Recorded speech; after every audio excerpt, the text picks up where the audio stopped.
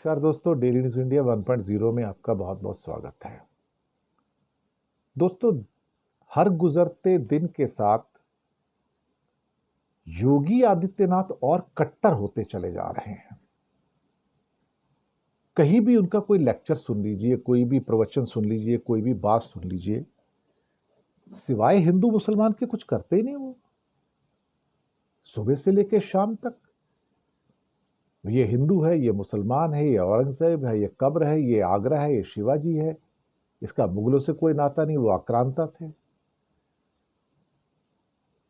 कभी कभी सोचता हूं कि योगी आदित्यनाथ क्या बनना चाहते हैं, और इतनी कट्टरता एक साधु में। तो फिर यह भी तो पूछना जरूरी है कि जिस मठ के वो मठाधीश हैं, वो तो 11वीं सदी का है, नाथ संप्रदाय का। और 11वीं सदी में तो मुस्लिम राज आ गया था इंडिया में, दिल्ली सल्तनत आ चुकी थी। फिर उसके बाद तो लोधी, तुगलक, खिलजी सभी आए, फिर मुगल्स भी आए।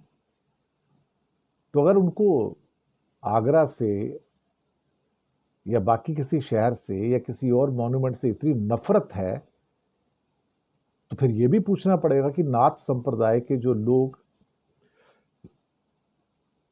इतने सालों में जो वहां पर थे, जो मठाधीश थे, वो क्या करते थे, उनकी हिस्ट्री क्या है, वो किसके साथ में थे, ये भी पता लगना चाहिए ना। उन्होंने ऐसी कौन सी कोशिश की कि उस समय का जो मुल्क था, मुल्क क्या, दिल्ली सल्तनत ही थी, मुल्क तो कोई था नहीं, उसके लिए क्या किया था। पर एक बात बड़ी क्लियर होती जा रही है कि उनके सारे वक्तव्य इतने ज्यादा कट्टरपंथी हो गए हैं कि ऐसा लगता है कि जैसे उनका बस चले तो मुसलमानों को हिंद महासागर में डुबो के मार दे। उन्हें देख के मुझे आयतुल्ला खमनई की याद आती है, ईरान के धार्मिक नेता। हो सकता है इनके माइंड में यही हो कि वो हिंदुस्तान के सबसे बड़े धार्मिक नेता बनना चाहते हैं। जैसे वो मुल्ला हैं, यहां पे ये पंडित हैं। कट्टरपंथीता में कोई कमी नहीं है। जैसे आयतुल्ला खमनाई कट्टर इस्लामिक हैं, ये कट्टर हिंदू हैं।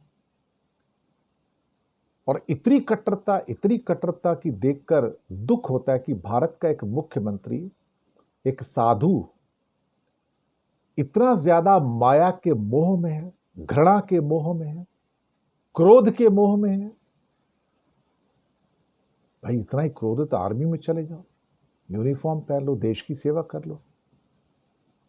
सुबह से लेकर शाम तक ये नवरात्रे हैं, या मीट नहीं खाना, या मच्छी नहीं खाना, यहाँ पर ये नहीं करना, यहाँ सड़क पर ये नहीं हो सकता, यहाँ लाउड स्पीकर नहीं बज सकता, यहाँ पे मस्जिद नहीं होगी, यहाँ पे मंदिर आएगा उसका।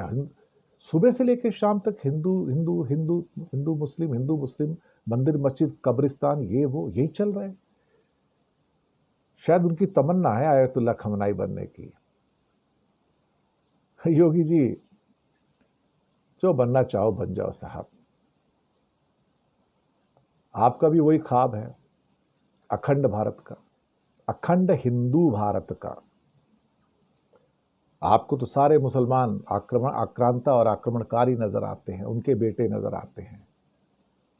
क्या कहा जाए साहब, ये जो आर्यंस थे वो भी तो आक्रमणकारी थे ना, उन्होंने भी तो आके द्रविडियंस को निकाला था। लेकिन दुख होता है कि जहां साधु लोगों को जनता की सेवा करना चाहिए, मोह माया से दूर रहना चाहिए, ये उतरे ही मोह माया से ग्रस्त हैं। बड़े बंगलों में रहेंगे, कारों में चलेंगे, हेलीकॉप्टर में जाएंगे, बिजनेस क्लास फर्स्ट क्लास में ट्रैवल करेंगे एयरलाइंस के अंदर। कौन से साधु, कैसे साधु साहब, इतनी ज्यादा माया के मोह में। गेरुआ कपड़े पहनने का मतलब ये थोड़ी कि इंसान विनम्र हो गया। विनम्रता तो उनके अंदर है ही नहीं ना, अहंकार बहुत है। तभी मैंने कहा ना कि वो दरअसल हिंदुस्तान में एक आयतुल्ला खमनाई बनना चाहते हैं, धार्मिक गुरु बनना चाहते हैं हिंदुस्तान में। जैसे वो इस्लाम को बदनाम करते हैं, आयतुल्ला खमनाई या इस्लाम के नाम पर एक धब्बा है, वैसे ही हिंदू धर्म की उदारता और विनम्रता के नाम पर योगी जी आप भी कुछ कुछ वैसे ही हैं देखा जाए तो।